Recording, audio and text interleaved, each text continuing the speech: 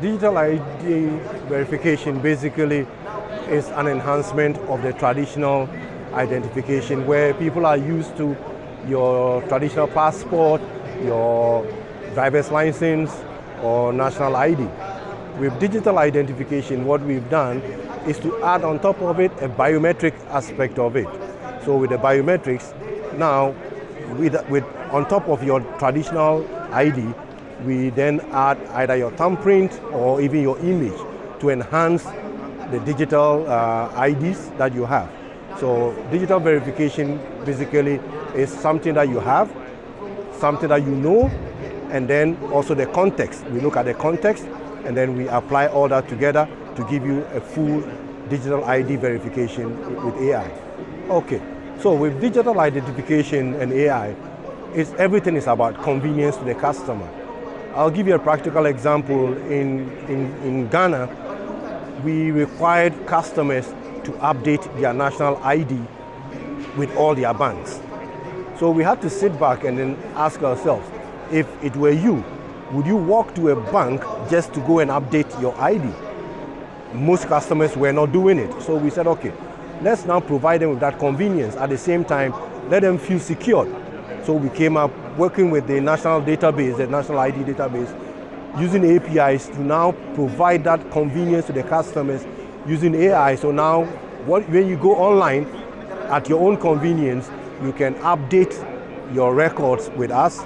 Through AI, we pick your biometrics, do the verification, confirm, and then your records are updated. So we've provided that convenience to the customer, and with that we saw a 90 to 100% uptick with customers updating their records without having to visit a branch. Personally, I don't go to the branch to do transactions. I go to the branch because I have to be there to supervise certain things.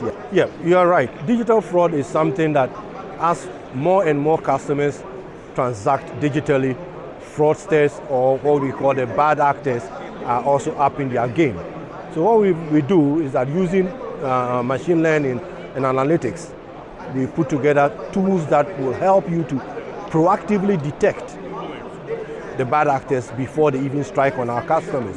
I'll give you an example. If a customer does an ATM transaction, for example, in Ghana, and within an hour you see another transaction emanating from a place like Dubai, it takes 8.5 hours minimum to travel from Ghana to Dubai.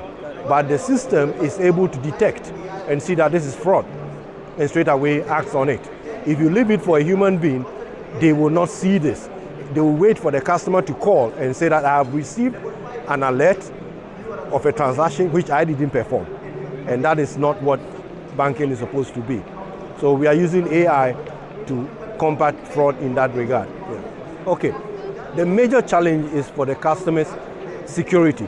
Customers are always wary. They ask the question, is my credential secured? Is someone going to take over my ID and use it for the wrong reasons? So there's always a pushback. However, we go the next level by educating the customers to know that they are protected. They have to sign off, and they know that in any event that their data ends up in the wrong hands, they can claim damages from the bank. So the pushback has always been about privacy.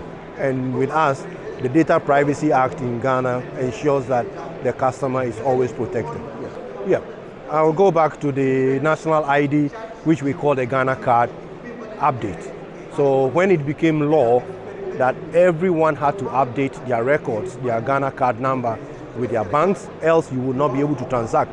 You can imagine how customers felt that, oh, I've not updated my account, and because of that my account is blocked, I can't transact. So with the solution that we put in place that provides that convenience to the customers, we've been able to get our customers to update their records at their own convenience. They are happy. We are happy because our customers are not complaining so much.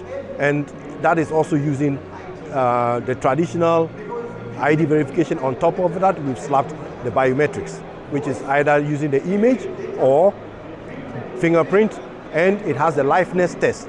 So if you try to game the system, it doesn't work because there's the liveness test. Even if you put the picture, it doesn't have the liveness test as part of it. So the AI is able to detect that this is just an image and not the liveness test of it. Yeah. You're welcome. It's a pleasure.